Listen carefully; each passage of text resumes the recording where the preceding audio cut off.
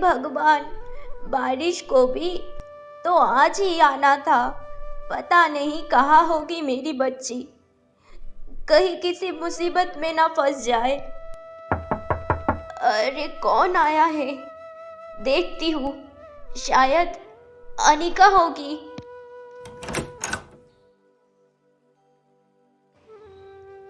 अरे अनिका, तू तू आ गई बच्चा। सरप्राइज दादी। दादी दादी, हरी कहाँ है?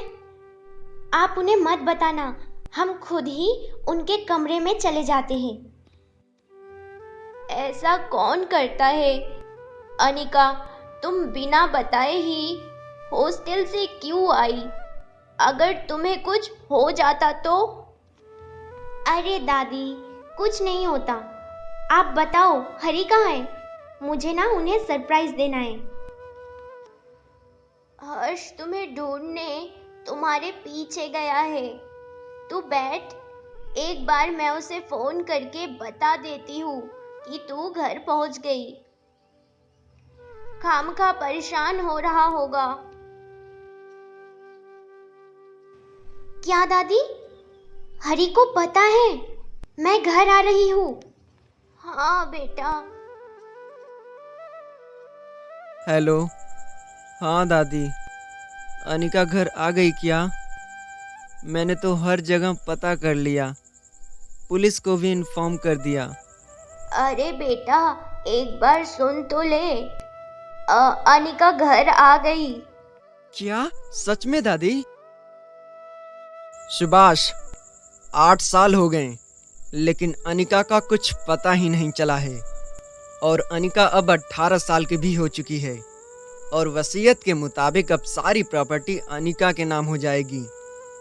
लेकिन अगर अनिका का पता नहीं चलता है तो ये पूरी की पूरी प्रॉपर्टी ट्रस्ट को चली जाएगी। अब एक ही रास्ता है हमारे पास, हम जितनी जल्दी हो सके अनिका को ढूंढ लाएं। अभी तक सारा बिजनेस सुभाष ही संभाल रहा था। वकील की बातें सुनकर सुभाष भी बहुत ज़्यादा परेशान हो जाता है। हे भगवान, प्लीज मेरी मदद करो, मेरी बच्ची को ला दो प्रभु। मुझे उसकी प्रॉपर्टी की कोई लालच नहीं है, बस आप किसी भी तरह अनिका को वापस ला दीजिए। कहते कहते सुभाष की आंखों में आंसू आ जाते हैं। सुभाष ना जाने कितनी बार रो रो कर अपनी गलती का पश्चाताप प्रकट कर चुका था।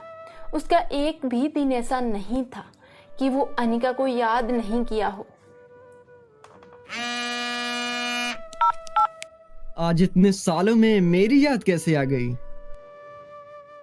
तुम्हारी याद नहीं आई, बस जरा तुम्हें एक अच्छी खबर बतानी थी, वरना कहोगे कि मैंने तुम्हें नहीं बताया। अच्छी खबर? कविता, सूरज एक बार पश्चिम से निकल सकता है, पर तुम्हारे जैसी औरत कभी कुछ अच्छा नहीं कर सकती हैं। तुम नागिन हो, नागिन, वो भी जहरीली। अरे तुम्हारी ये रामायण खत्म हो गई हो तो मैं बताऊं, तुम्हारे ही मतलब की खबर। जब इतना बक चुकी हो तो आगे भी बको। अनिका का पता चल गया है। क्या? फिर से बोलो। क्यों, एक बार में तुम्हें हिंदी समझ नहीं आती क्या? कविता, भगवान के लिए बता दो अनिका कहाँ है। हेलो कविता, कविता। लगता है फोन काट दिया। अब आएगा मजा, एक तीर से 4 शिकार करूंगी। हा हा हा हा। तभी हर्ष भी घर आ गया। आज हर्ष अनिका से बहुत ज्यादा गुस्सा था। ना तो वो अनिका से बात कर रहा था और ना ही खाना खा रहा था, बस अपने रूम में बैठा कुछ सोच रहा था। दादी, हरी अब तक भी मुझसे नाराज है, बिल्कुल भी बात नहीं कर रहे। बेटा, तुम्हारा हरी थोड़ा परेशान है ना, इसलिए वो तुमसे बातें नहीं कर रहा। और बेटा, हर्ष ने तो अपने कमरे में तुम्हारी बहुत सारी फोटो लगाई है और रोज वो फोटो से बातें करता है जब तुम यहाँ नहीं थी, और कई बार तो तुम्हें याद करके गिटार भी बजाता है। बेटा, तुझे नहीं पता, जितना तू हर्ष से प्यार करती है ना, उतना ही हर्ष तुझसे प्यार करता है। तेरे लिए वो बहुत तड़पता है अनिका।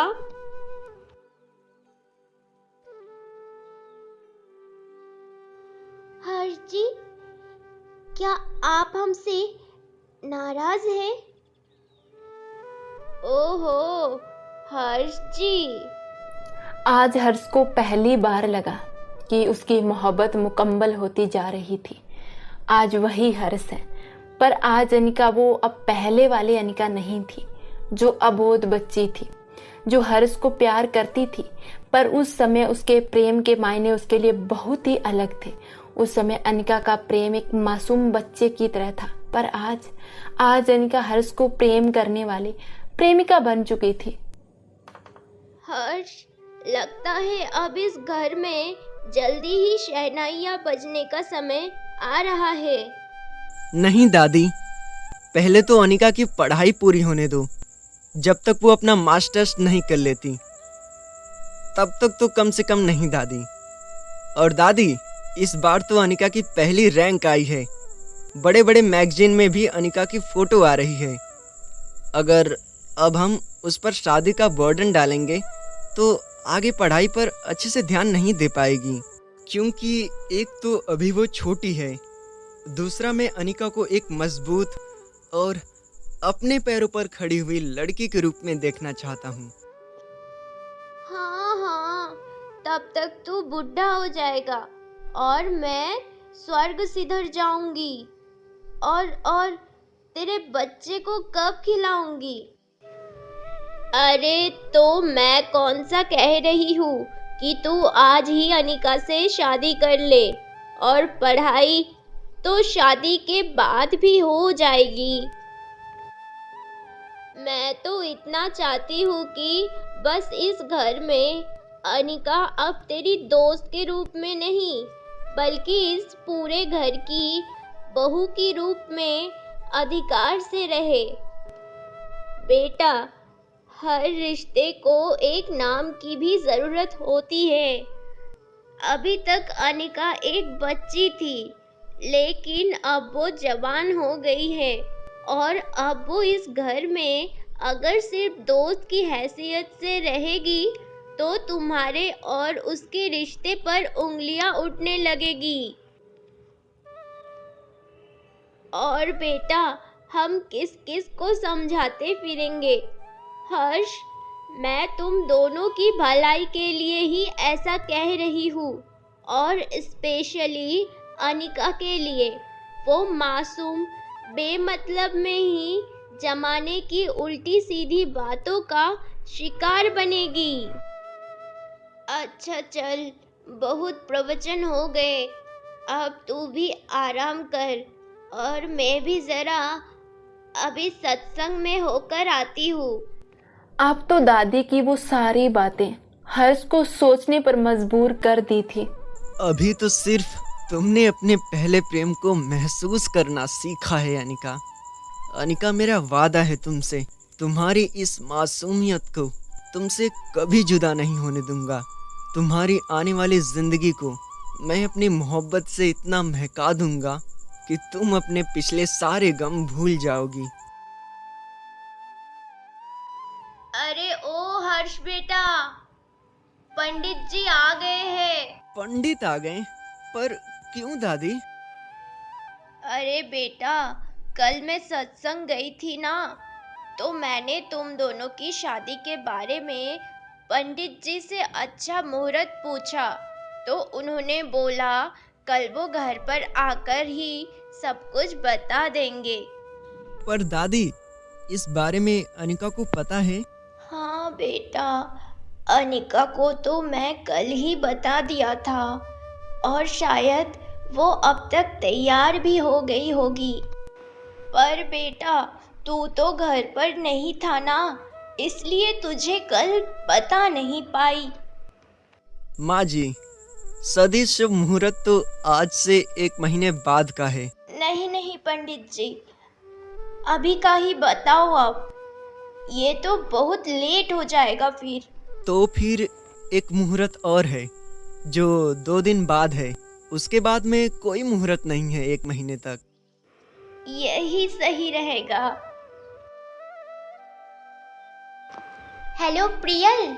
हेलो। हाँ अनिका। ओहो, आज मैडम को कैसे हमारी याद आ गई। और तू कब आ रही है हॉस्टल? हे भगवान, प्रियल जरा अपनी ट्रेन को आराम दे। हम तुम्हारी हर बात का जवाब देंगे। पहले जो बताने जा रहे हैं वो तो सुन ले। प्रियल, अब हम सीधे एग्जाम देने ही आएंगे और हमारी शादी है 2 दिन बाद। फिर से एक बार बोलियो। हाँ हाँ, हम शादी कर रहे हैं और अभी एग्ज़ाम से पहले जितने भी असाइनमेंट तैयार करने हैं वो तू मेरा कंप्लीट कर देगी क्या? मैंने इसीलिए तुझे कॉल किया था। ओके, तू टेंशन मत ले, मैं कर दूंगी। आज से सिंघानिया मेंशन में तो शादी की तैयारियां स्टार्ट हो चुकी थी। अनिका तो बहुत ही खुश थी शादी को लेकर, पर हर्ष थोड़ा टेंशन में था अनिका की पढ़ाई को लेकर। पर दादी के जिद के आगे भला कर भी क्या सकता था। अच्छा हुआ तुम आ गए, मैं तुम्हें ही फोन लगाने वाला था। तुमने न्यूज़ देखी टीवी पर? विश्वास ही नहीं हो रहा है कि अपनी अनिका जिंदा है और सही सलामत है। पढ़ाई में भी इतनी तेज, कमाल ही कर दिया।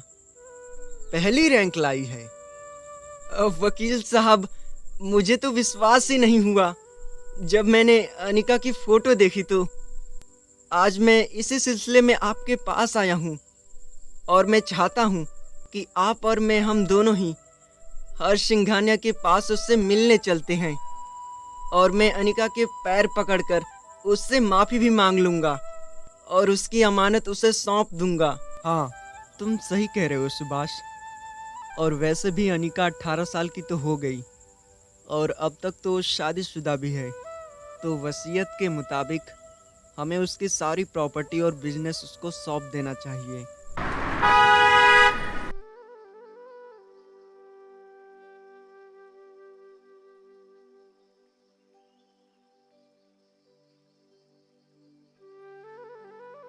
हर्ष सर, आपसे कोई 2 लोग मिलना चाह रहे हैं।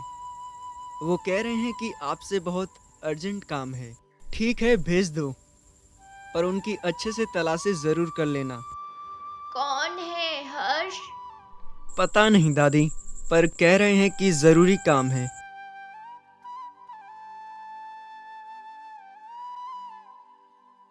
अनिका, अपने वकील चाचा से इतनी नाराज हो बेटा? देखिए आप लोग कौन हैं और ये क्या कह रहे हैं, और आप अनिका को कैसे जानते हैं? तब सुभाष और वकील साहब हर्ष को वो सारी बातें बताते हैं। हर्ष को जैसे ही पता चला कि ये अनिका के ताऊ जी हैं तो उसका खून खौल उठा।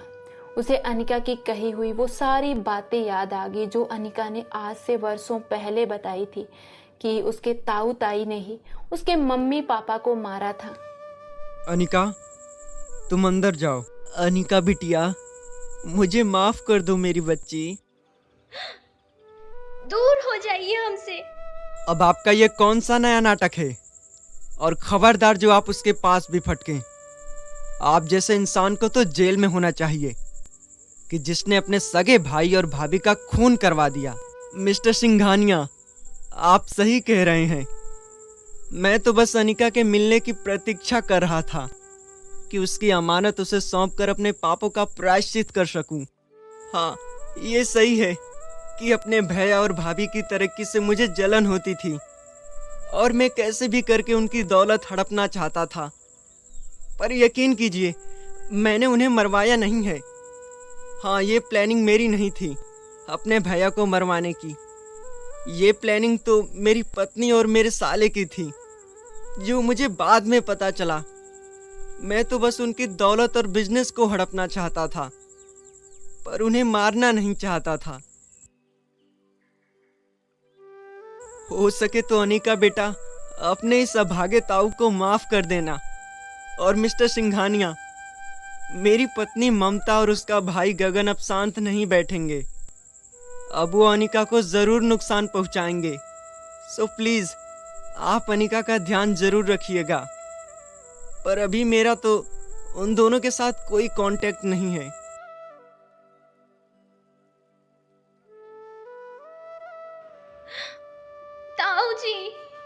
ताऊ जी प्लीज आंखें खोलिए। तब तक तो अनिका के ताऊजी की अचानक हार्ट अटैक से मौत हो गई, जिसकी वजह से सब हैरान देखते ही देखते ऐसे ही 6 महीने बीत गए, जहां अनिका हर्ष जैसा हमसफर पाकर अपनी लाइफ में बहुत खुश थी। वहीं दूसरी तरफ देख बहन, मैं तेरे को कितनी बार बोल चुका हूँ, अपने घर चली जा, वरना फिर मेरे को धक्का देकर निकालना पड़ेगा। मुझे नहीं चाहिए अब तेरा साथ। पर अब इस हाल में कहाँ जाऊँ? अब तो तुम्हारे जीजा भी नहीं रहे, ना ही मेरा कोई घर है। जो घर था वो भी उस अनिका को दे दिया। अब मुझे कुछ नहीं सुनना है। तेरी वजह से मैं शादी भी नहीं कर पाया। अभी के अभी चली जा मेरे घर से। दूसरों को बुरे करने वालों के साथ हमेशा ऐसा ही होता है। कर्म का फल तो हमें भुगतना ही पड़ता है ना, तो पहले ही कर्म सोच समझ कर करना चाहिए। जहां अनिका अपनी लाइफ में इतनी खुश थी, वही कविता का सब कुछ बर्बाद हो चुका था। तो गाइस, आपको ये कहानी कैसी लगी हमें कमेंट सेक्शन में जरूर बताना। मिलते हैं अगली एक नई कहानी के साथ, तब तक के लिए धन्यवाद।